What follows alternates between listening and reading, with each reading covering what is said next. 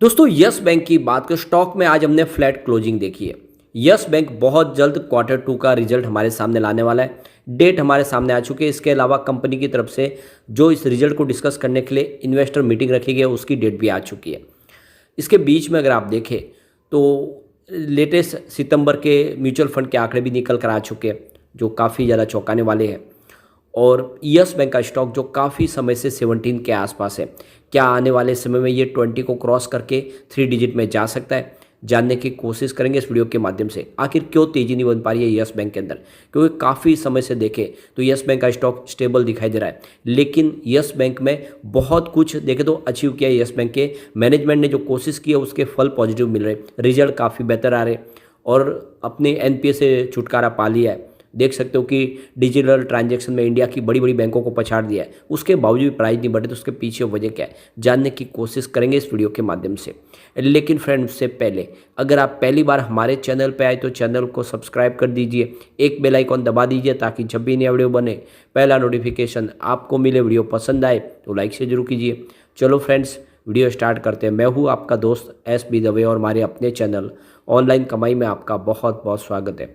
तो सबसे पहले अगर हम बाज़ार की बात करें तो आज BSE सेंसेक्स 66,428 के स्तर पे क्लोजिंग दी है, जहाँ पे 261 पॉइंट की तेज़ी थी, यानी 0.39% की तेज़ी बनी है बाजार में। वैसे आज शुरुआत ही बहुत ही शानदार हुई थी और क्लोजिंग भी पॉजिटिव रही है, और इसके पीछे वजह है FIDI का रुझान। दोनों ही आज बायर थे बाजार में। अब इंटरनेशनल मार्केट खुल चुके, वहाँ से सिग्नल मिक्स निकल के आ रहे। बात करें डाउ जोन की तो इस समय 33,918 के स्तर पर है, जहाँ पे 0.20% की गिरावट है। S&P 500 की बात करें तो 4,344 के स्तर पे देख सकते हो, यहाँ पर भी 0.67% की गिरावट है। नेस्डेक कॉम्पोजिट में काफ़ी बड़ी गिरावट है, 13,415 के स्तर पे 1.13% की बड़ी गिरावट है। लेकिन रजल 2000 इंडेक्स काफ़ी शानदार है, 1747 के स्तर पे 1.59% की तेज़ी देखने को मिली। तो एक इंडेक्स के अंदर तेज़ी है, बाकी 3 इंडेक्स में काफ़ी बड़ी गिरावट है, और नेस्डेक कंपोजिट में तो काफ़ी बड़ी गिरावट है। और यही रुझान रहा तो फिर कल बाजार में कुछ दबाव देखने को मिल सकता है। वैसे बाजार के लिए जो सबसे बड़ी गुड न्यूज़ है कि आज FI बाजार में फिर से खरीदार बने, और ये तीसरा टर्म है इस महीने का जब उन्होंने खरीदारी की है। आप देख सकते हो कि आज 8,517 करोड़ का उन्होंने नया इन्वेस्टमेंट किया है, सामने 8,254 करोड़ का उन्होंने बिकवाली की है। इस तरह से उनका जो खरीदारी का आंकड़ा है वो 263 करोड़ का पॉजिटिव है। इससे पहले 13 अक्टूबर को भी उन्होंने 317 करोड़ का नया इन्वेस्टमेंट किया था, और 9 अक्टूबर को 772 करोड़ का इन्वेस्टमेंट किया था। तो देख सकते हो कि सितंबर महीने में उन्होंने कोई खरीदारी नहीं की थी, लेकिन वो अक्टूबर महीना शुरू हुआ है तो 3 बार तो उन्होंने खरीदारी कर दी। इससे समझ में आ रहा है कि धीरे धीरे बाजार में फिर से बायर बन सकते हैं। वैसे इस महीने में उन्होंने 10,942 करोड़ का माल बेचा है। दूसरी तरफ अगर हम DI की बात करें, उन्होंने भी आज खरीदारी करके चौंका दिया, क्योंकि हमेशा जब भी देखते हैं कि हम जिस दिन FI खरीदारी करते हैं उस दिन DI की बिकवाली होती है, लेकिन आज ऐसा हुआ नहीं। आज देख लो कि DI ने 6,492 करोड़ का नया इन्वेस्टमेंट किया, सामने 6,379 करोड़ की बिकवाली की। उस तरह से उनका खरीदारी का आंकड़ा 112 करोड़ का पॉजिटिव है। जबकि 13 अक्टूबर और 9 अक्टूबर को जब FI ने खरीदारी की थी उस दिन उन्होंने बिकवाली की थी। आज दोनों ही साथ में खरीदार बने, और ये बाजार के लिए काफ़ी बड़ा शुभ संकेत है। वैसे इस महीने में DI ने 9,669 करोड़ का नया इन्वेस्टमेंट किया। अब यस बैंक की बात करें, स्टॉक की शुरुआत 17.15 पर हुई, तो शुरुआत तो पॉजिटिव हुई क्योंकि क्लोजिंग कल की 17.05 के आसपास थी। इंट्राडे में 17.30 का शानदार हाई भी बना, लेकिन जो लो है वो 17.05 का है, और क्लोजिंग भी वहीं पर हुई 17.05 पर। कोई भी अप डाउन देखने को नहीं मिली। तो दिन में तेज़ी बनी, लेकिन ऊपर के लेवल से दबाव देखने को मिल रहा है। बड़े फंड हाउस बिकवाली कर रहे हैं, तो इसके पीछे रीज़न वही है कि लॉक इन पीरियड के तहत जो बड़े बड़े बैंकों ने यहाँ पे निवेश किया था RBI के कहने पे, वो अभी धीरे धीरे अपने शेयर बेच रहे हैं, और इस वजह से इसको तेज़ी मिल नहीं पा रही है।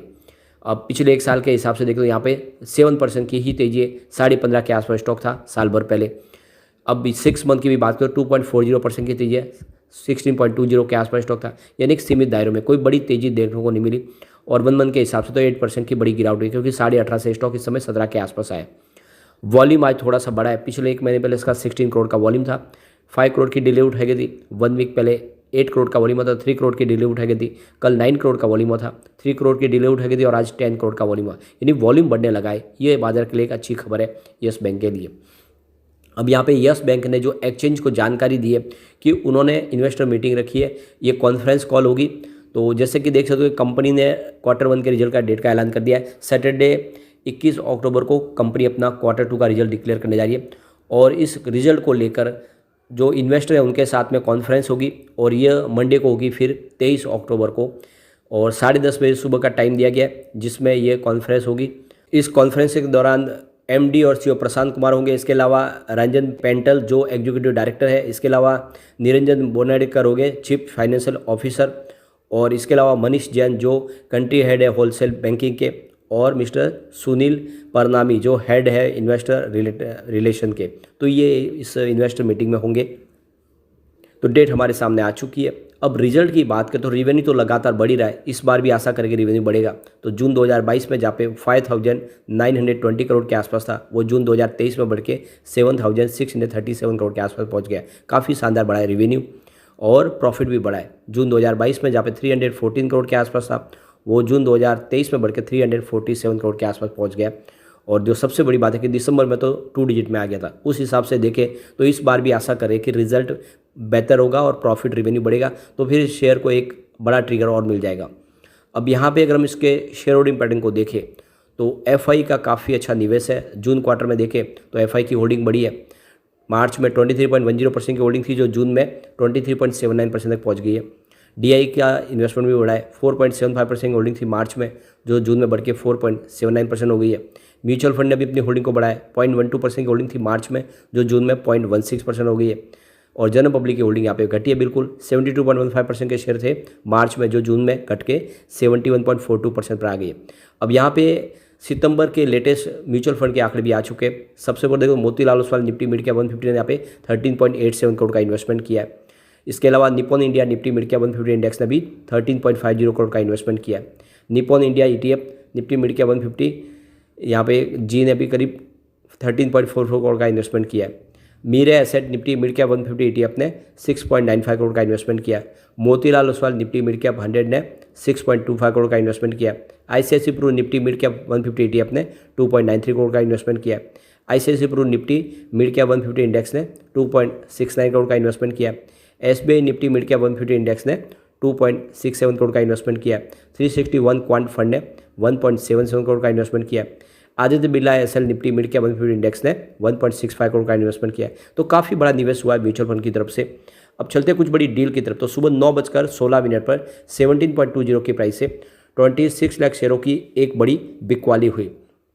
फिर 9:17 पर 17.25 की प्राइस से 21 लाख शेयरों की फिर से खरीदारी हुई। उसके बाद 9:18 पर 17.25 की प्राइस से 17 लाख शेयरों की फिर से खरीदारी हुई। तो फिर 9:18 पर उसी समय 17.25 की प्राइस से 23 लाख शेयरों की बिकवाली हुई। उसके बाद 9:20 पर 17.30 की प्राइस से 11,94,000 शेयरों की फिर से खरीदारी हुई। और उसके बाद 11:58 पर 17.15 की प्राइस से 44 लाख शेयरों की ज़बरदस्त खरीदारी हुई। उसके बाद 12:30 पर 17.10 की प्राइस से देख सकते हो कि 17 लाख शेयरों की एक बिकवाली हुई। उसके बाद 12:30 पर 17.10 की प्राइस से यहाँ पे करीब 40 लाख शेयरों की ज़बरदस्त खरीदारी हुई। और उसके बाद 3:09 पर 17.15 की प्राइस से करीब यहाँ पे 58 लाख शेयरों की बम्पर खरीदारी हुई। तो भले प्राइस बड़ी ना हो लेकिन आज बड़े फंड हाउस ने जम के खरीदारी की है। बिकवाली से ज़्यादा खरीदारी है और ये जो सिग्नल है ये बहुत ज़्यादा पॉजिटिव है। यानी आप समझ सकते हो कि ये जो बिकवाली हुई है रिटेल इन्वेस्टर की तरफ से हो, क्योंकि बड़े फंड हाउस ने तो आज इस लेवल पे जम के खरीदारी की है। उसके बावजूद भी अगर प्राइस नहीं बढ़ी है तो ये रिटेल इन्वेस्टर की वजह से हुआ है, लेकिन बड़े फंड हाउस ने खरीदारी शुरू कर दी है। ये सिग्नल पॉजिटिव और ऐसे में आने वाले समय यस बैंक में तेजी बन सकती है। लॉन्ग टर्म इन्वेस्टर बने रहे, ये आने वाले समय आपको मालामाल कर देगा। लेकिन फ्रेंड, कोई भी इन्वेस्टमेंट करने से पहले अपने फाइनेंशियल एडवाइजर से बारे ले ले या अपना खुद का रिसर्च करें, क्योंकि मैंने वीडियो आपके एजुकेशनल पर्पज के लिए ही बनाया। वीडियो पसंद आए तो लाइक से जो कीजिए और चैनल को सब्सक्राइब कर दीजिए। Thank you.